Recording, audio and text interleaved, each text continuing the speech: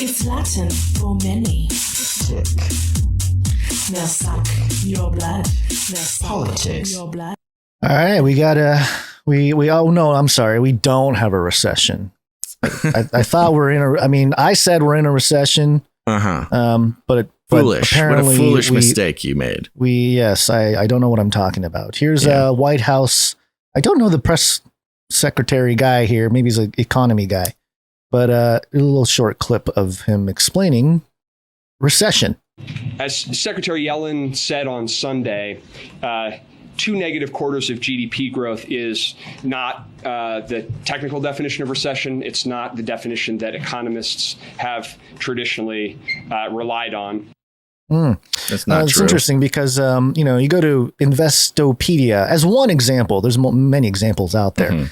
But in the first paragraph, what is a recession? It says a recession is a significant, widespread, and prolonged turn down in economic activity. Because recessions often last 6 months or more, one popular rule of thumb is that 2 consecutive quarters of decline in a country's gross domestic product, GDP, constitute a recession. And that's what we have, right? We have 2 quarters of recessing. There have been, the last 10 recessions were identified by 2 consecutive downturns or negative growth quarters. And, and all 10 of them, it just is what it is. That's what a recession is. It always has been. It's the definition. Now, there's also more to it, but none of those rules don't apply to this situation. It is a recession. Or at least it was, because now they got rid of the Ministry of Truth, allegedly.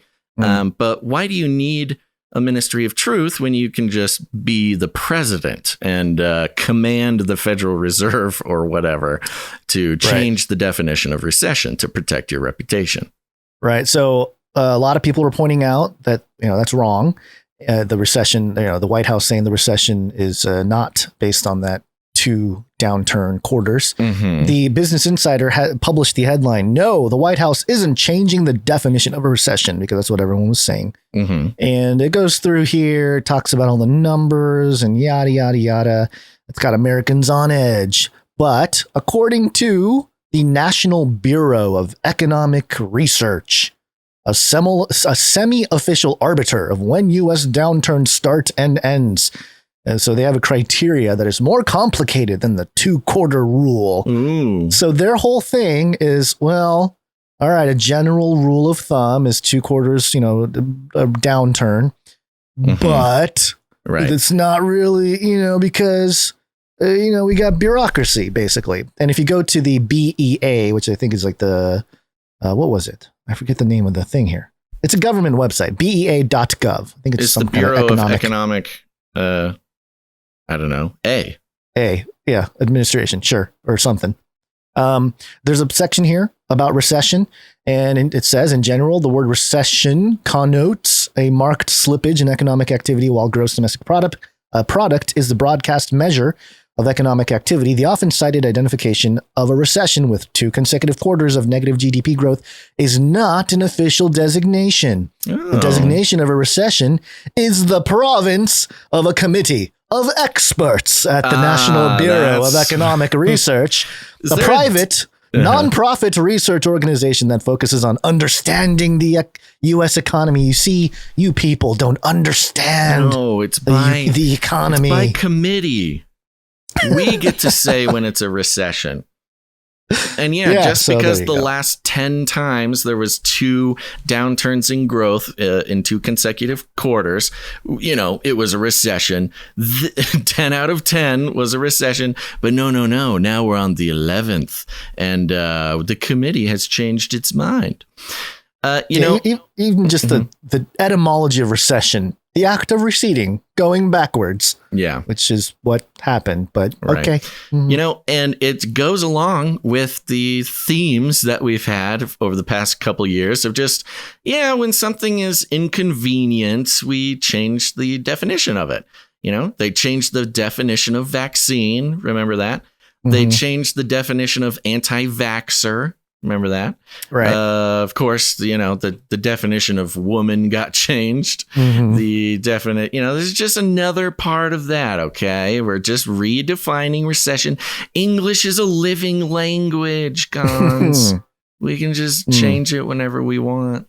But it really helps when it's also, goes a long ways to justify the poor performance of an administration when it comes to starting proxy wars, causing a global downturn because of the sanctions imposed on Russia that ended up hurting us more than it hurt anybody else. Printing more money. 40% of all the dollars that have ever been printed got printed in the past. Some people saying years. 80 now. I think it is more like 80, honestly. Yeah. Well, the other thing is in the economic context, what was it, 2 years ago, maybe a year and a half ago? I think it was a year and a half ago because it was right when President Biden was taking office. Inflation is transitory. Remember, it's transitory. Yeah, right. It's just a little moment, and then it was, Yellen had to come out and she actually apologized. I know, because it was so bad. Yeah, because it was so wrong and so bad. She had to come out and publicly apologize. Right, and these are the same people saying that this is not a recession. Not a recession. Cool. Okay, sure, but okay, nobody's buying it. Yeah. Gas prices have gone down a little bit, so maybe Biden. Really, I noticed that as well, but it was interesting how they went down. They didn't go down much. I don't know about where you are. They didn't go down much where I'm at, and it just happened to be when when he got back after fist bumping Mohammed bin Salman, Mr. Bonesaw of Saudi Arabia. Timing.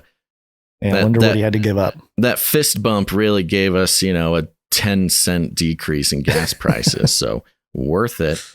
Yeah.